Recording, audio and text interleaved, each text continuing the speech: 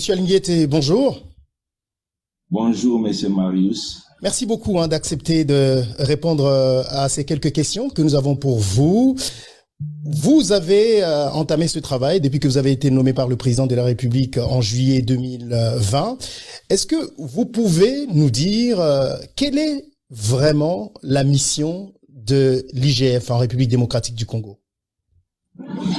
L'inspection générale des finances est un service public relevant de l'autorité directe du chef de l'État qui a été créé depuis le 15 septembre 1987 et là pour mission de veiller à la bonne exécution des lois et règlements en matière de finances publiques. Plus précisément, l'inspection générale des finances procède au contrôle des finances publiques du gouvernement central, des finances publiques des provinces ainsi que les finances des entreprises relevant du portefeuille de l'État.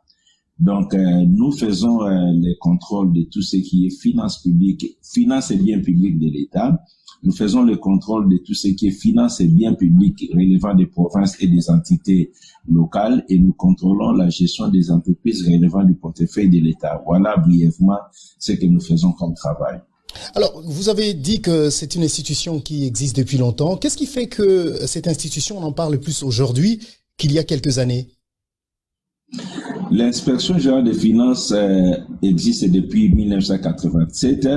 Je pense que pour la petite histoire, vers les années 88, l'inspection générale des finances fait parler d'elle avec l'inspecteur général Kazumba Luaula à l'époque. Et puis, nous avions connu une longue période de léthargie. Et aujourd'hui, avec l'avènement de son Excellence, Monsieur le Président de la République, chef de l'État, qui a appuyé l'inspection générale des finances, qui a laissé les mains libres à ses services de faire le contrôle et qui a mis la lutte contre l'impunité dans son programme, l'inspection générale des finances a repris les poils de la bête. Voilà pourquoi on parle de l'inspection générale des finances aujourd'hui. Donc, c'est pas la volonté politique qui existe dans les pays de mettre fin à des faits de corruption, de malversation et de détournement des deniers publics. Alors, depuis que vous êtes là, Monsieur Alinguete, à la tête de l'IGF, est-ce que vous pouvez nous dire avec précision combien avez-vous déjà fait retourner dans les caisses de l'État? Notre travail, ce n'est pas seulement de retourner l'argent au compte de l'État. Nous travaillons, outre le fait que nous contrôlons la dépense publique dans toute sa dimension, nous contrôlons ou nous encadrons également les régies financières pour mobiliser les recettes. Aujourd'hui, l'augmentation des recettes publiques que les finances publiques congolaises viennent d'enregistrer est aussi tributaire des efforts de l'inspection générale des finances. Je dis bien aussi tributaire parce que c'est un travail d'ensemble. Mais en ce qui concerne la récupération des fonds, je peux vous dire, tout récemment, il y a une semaine, nous avions récupéré 1,5 million auprès du ministère de l'Agriculture, des fonds qui étaient presque déjà détournés. Il y a 2 semaines ou 3 semaines, nous avions récupéré plus d'1 million au niveau de la FECOFA, des fonds également qui étaient détournés. Il y a plus de 2 mois, nous avions fait retourner 16 millions de dollars qui étaient destinés à la paye de l'organisation des tests des élèves. Donc, il y a autant de choses que nous faisons, nous arrivons à retourner. J'ai oublié, nous avions également réussi à retourner au compte de l'État la TVA qui avait été détournée par une société espagnole qui était venue travailler dans le cadre du projet Bukangalozo. Il y a beaucoup de choses que nous faisons aujourd'hui. Nous arrivons à faire retourner l'argent au compte général du Trésor. Nous arrivons également à contribuer sensiblement à la mobilisation des recettes et nous tenons à contribuer à l'implémentation de la bonne gouvernance prônée par les chefs de l'État. Alors, dans un pays où nous savons qu'il y a beaucoup de corruption, en la République démocratique du Congo, quelles sont les méthodes que vous utilisez pour ne pas tomber dans des pots de vin? Je parle particulièrement de vos agents. Oui, en ce qui concerne nos agents, nous travaillons efficacement pour tout d'abord conscientiser nos agents. Nous avions travaillé pour améliorer leurs conditions, les conditions financières, les conditions techniques de travail. Aujourd'hui, si vous visitez l'inspection générale des finances, nos agents sont dans les meilleures conditions. Nous avons tous les outils nécessaires pour faire le travail et les conditions salariales ont été sensiblement améliorées. Mais au-delà de tout ça, nous tenons chaque semaine des journées de sensibilisation à des inspecteurs pour que chacun puisse prendre conscience aujourd'hui que nous sommes appelés à jouer un rôle très, très important dans la lutte contre les antivaleurs qui ont longtemps gagné les finances publiques congolaises. Donc, vous voulez nous dire que vos agents sont tellement bien payés qu'ils vont et ils résistent devant des corruptions? Vous savez, résister au fait de corruption, ce n'est pas le fait d'être bien payé. Il y a des gens qui ont beaucoup d'argent, mais qui sont des corrompus. C'est tout d'abord un état d'esprit. Donc, il faut travailler avec les agents pour leur faire comprendre les méfaits de la corruption dans une société. Parce que nous sommes tous victimes de cette corruption. Tout ce que nous vivons comme misère autour de nous et l'avenir des pays, l'avenir de nos enfants qui se trouvent être compromis, c'est ça l'effet de la corruption. Ce n'est pas quand on a de l'argent qu'on peut résister à la corruption, mais quand on a compris les méfaits de la corruption et les conséquences de la corruption, à ce moment-là, on peut dire non. Donc, nous travaillons sur ces volets-là pour que les inspecteurs comprennent que nous devons dire non à la corruption. Nous devons aider notre pays à aller de l'avant au lieu de rester toujours parmi les pays les plus corrompus. Nous faisons un effort pour que les inspecteurs comprennent ça. Et au-delà de ça, il faut des moyens. Parce que quelqu'un qui est complètement dépourvu de moyens ne peut pas faire face à la corruption. Voilà pourquoi nous avions travaillé sur tous les tableaux.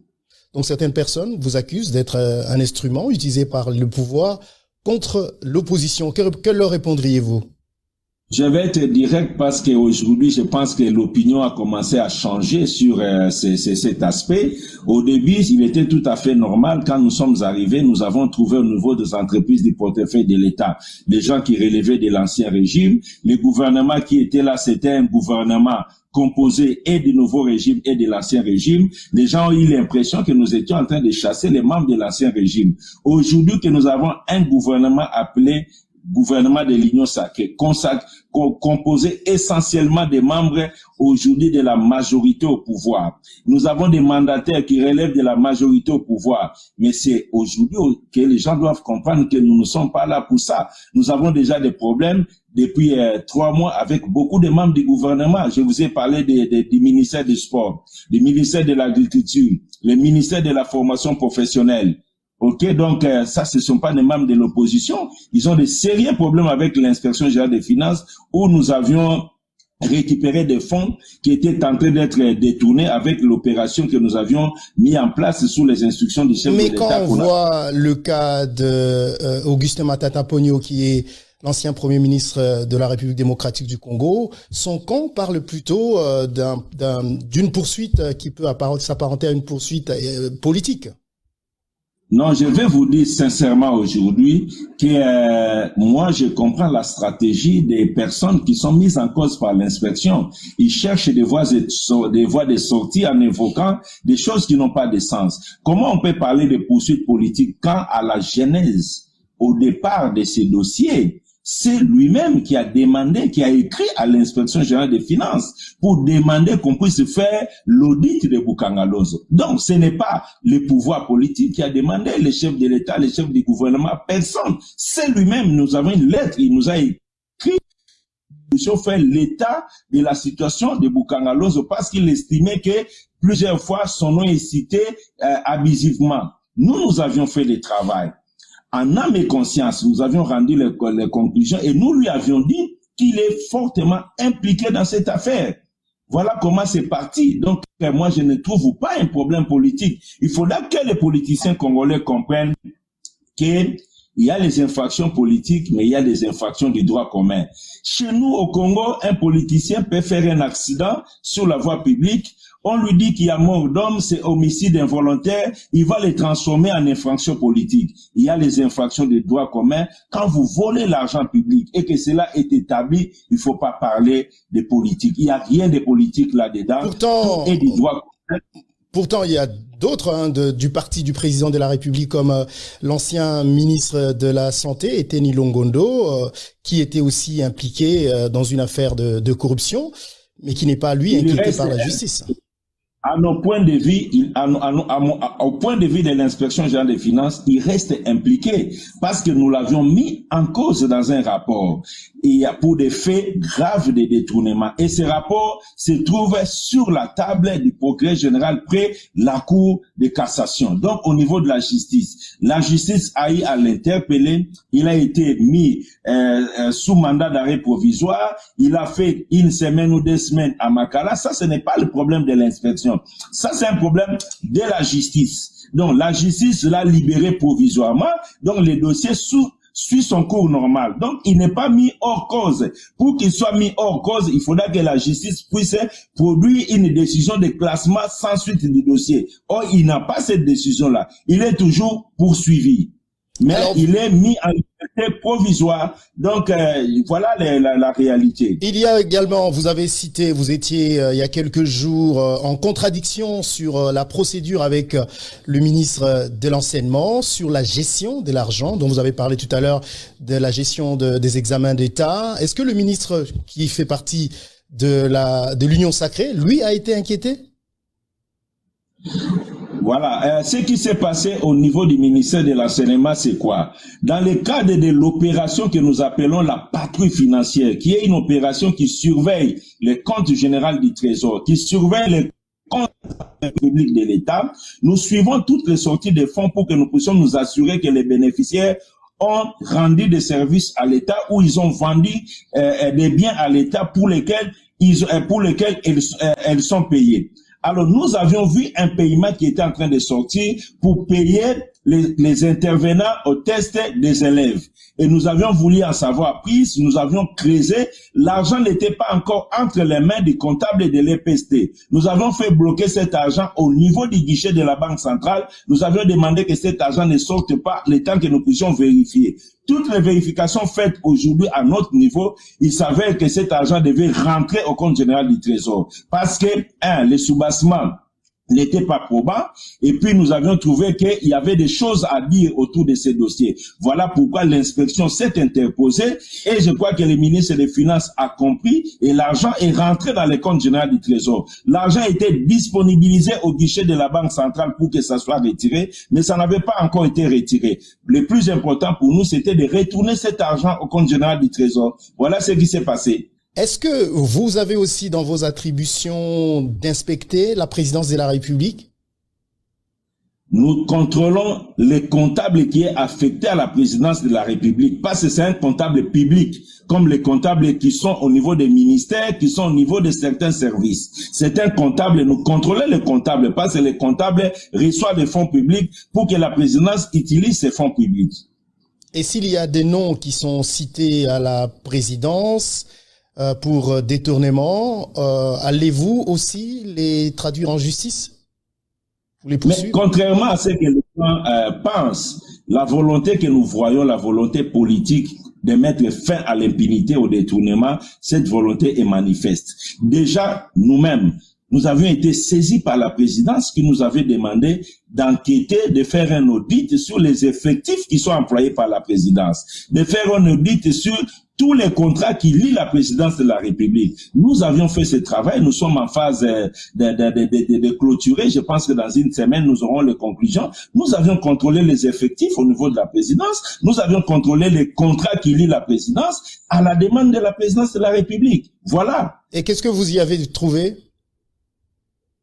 Là, je vous ai dit que nous allons conclure dans une semaine.